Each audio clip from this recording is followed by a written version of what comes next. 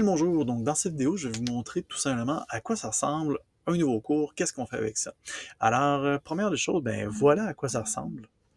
Lorsque vous demandez à mon collègue Sylvain ou moi-même d'avoir un nouveau cours, ben ça ressemble à ça.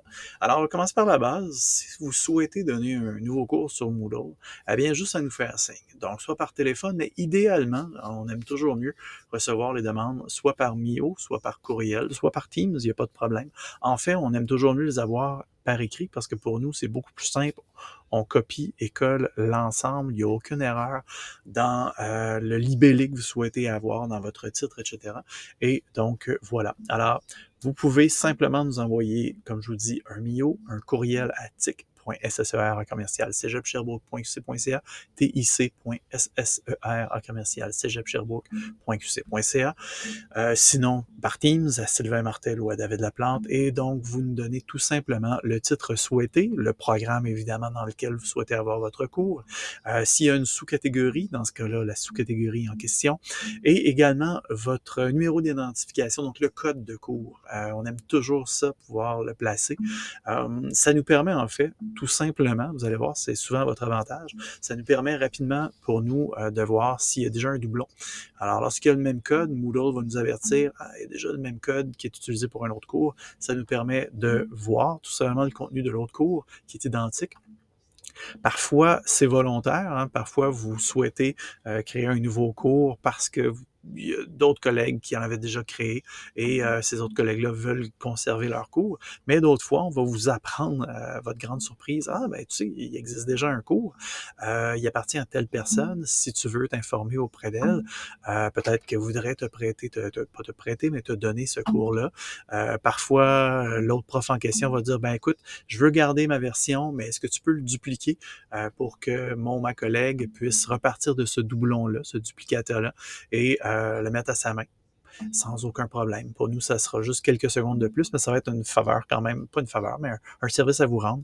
Donc, ça va être une belle chance que vous allez avoir. Donc, tout ça pour dire, ça sert à ça d'insérer tout simplement le code de cours. Alors, à quoi ça ressemble sinon? Ben, on a toujours accès à la description, l'image du cours, les formats de cours, etc. Ça, vous avez toujours accès à l'ensemble de vos paramètres. Évidemment, une fois que nous, on crée votre cours, vous pouvez revenir dans le bloc juste ici, donc bloc administration. Vous allez avoir administration du cours et après ça, donc vous allez pouvoir aller dans paramètres et avoir accès à vos paramètres ici.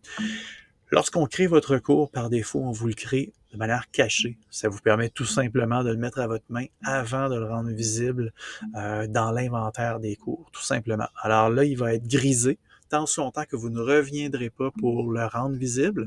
Donc, vous cliquez ici, excusez-moi, et vous choisissez afficher. Donc, tant si longtemps que vous ne viendrez pas ici pour l'afficher et l'enregistrer, il ne sera visible que pour vous et pour les personnes insérées également en tant que soit manager ou enseignant, enseignante, etc.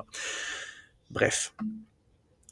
Donc voilà qui est ça. Alors, on vient tout simplement régler les derniers paramètres. Généralement, on va tout simplement juste désactiver la date de fin de cours. Vous pouvez paramétrer la date de début de cours. Ça a l'avantage, entre autres, si vous choisissez le format de cours par semaine plutôt que par module, ben par semaine, en disant voici quelle est la première date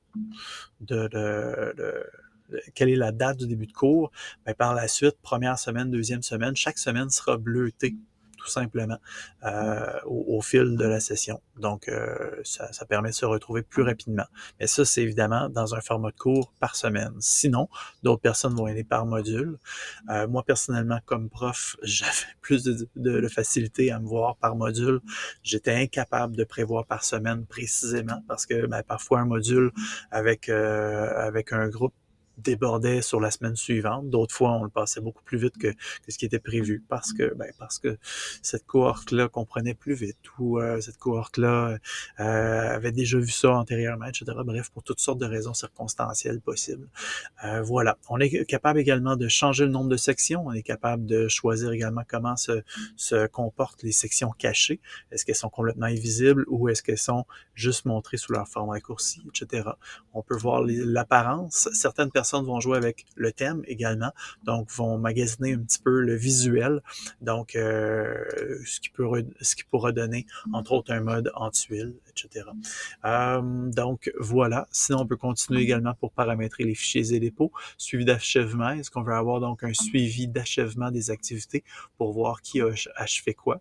Est-ce qu'on veut avoir une gestion de groupe? Ça, évidemment, une gestion de groupe, ça va être lorsqu'on a paramétré en fait des subdivisions du cours. Alors là, pour ça, je vous invite à voir tout simplement la capsule vidéo qui se rapportera à ce thème-là, à savoir créer une clé d'auto-inscription globale ou un ensemble de clés d'auto-inscription de groupe.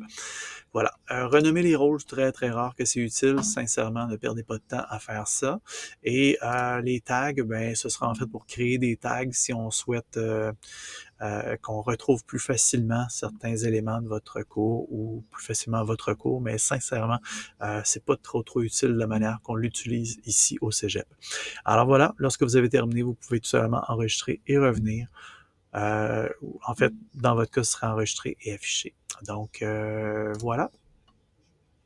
On le clique. Oui, donc, excusez.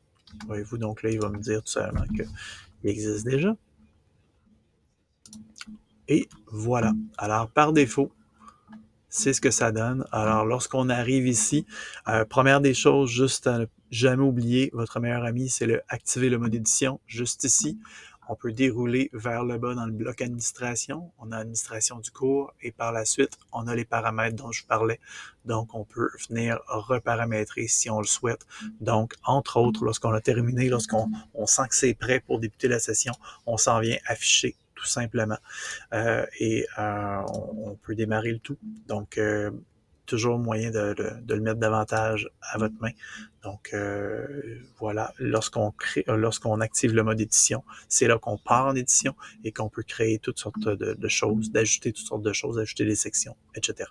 Alors, si vous avez des questions, n'hésitez pas, tic.sser@cégepsherbrooke.qc.ca. Merci beaucoup.